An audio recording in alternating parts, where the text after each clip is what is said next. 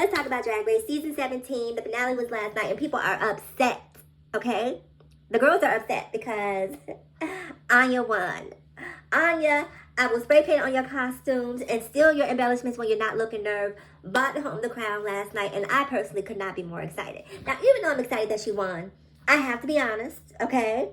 I have to be honest and say, yes, in my opinion, she won the season, but she did not win the lip sync last night.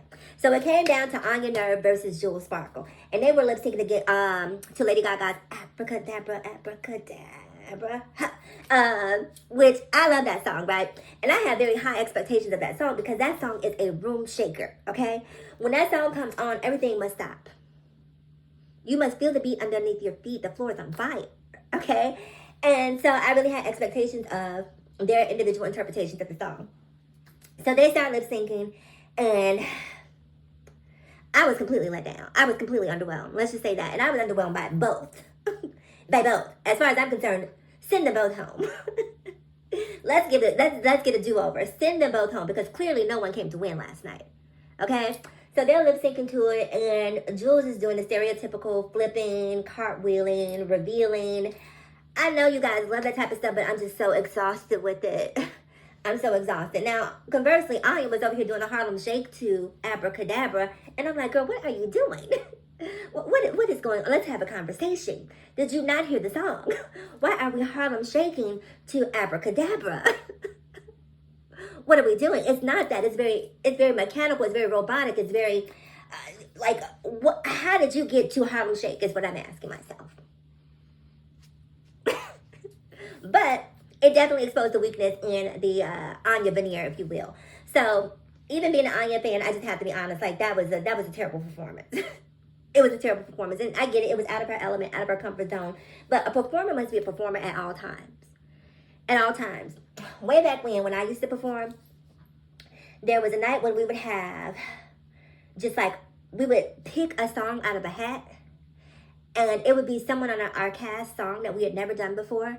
And it would be a random song, and you would have to perform that song. And I hated doing that. I could not stand doing that. But I really feel like, in retrospect, it trained me to be a stronger performer. Because I would wind up lip syncing to Paramore and Dolly Parton and Natalie Merchant, 10,000 Maniacs. Like, I would wind up lip syncing to some stuff that I would have never chosen to lip sync on my own. But there was $1 to be earned. And so it forced me to really think about not necessarily living in the niche that I had created. And I think that that's what happened last night, right? Because when you look at both of them, like seasoned performers, if you're a performer, if you've been a performer, if you're a lover or a connoisseur or a drag aficionado, then you understand what drag looks like, right? You understand that drag does not require all of the acrobatics. It doesn't. What drag requires you to do, what performing requires you to do, is to study. I said study. Drag requires you to study because I feel like your job as the interpreter of the song, which is what you're doing when you're in drag, is to make people hear things that they haven't heard before. Make them hear an ad-lib that probably had gone unnoticed 1,000 times before they'd listened to the song. Make them hear a chime, a ding, a percussion, a clap, a snap, something that they missed in that song all the times that they had heard it before.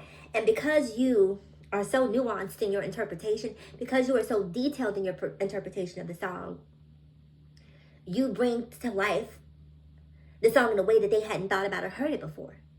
It's like, damn, I didn't even know that that was there. That's what good performers do when you study a song. You must put that song on repeat when you're washing dishes, when you're in your car, when you're in the bathtub.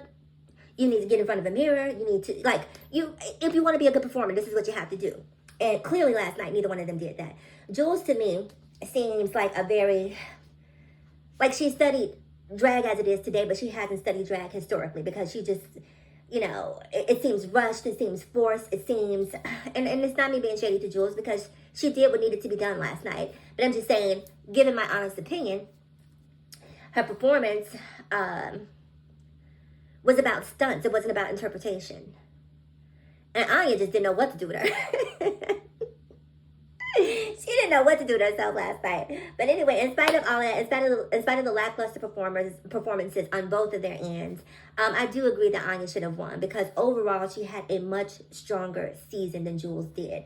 Anya managed to strike a really interesting balance between being the villain and also the one that you rooted for. Does that make sense? It was like she would do things that was just so like, oh, why would you do that? But then you'd be like, oh.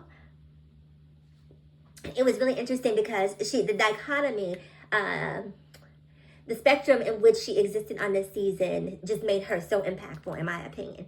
And let's be honest, she won so many challenges, and there were challenges, in my opinion, above the ones that she should have won that she did not win. I said it.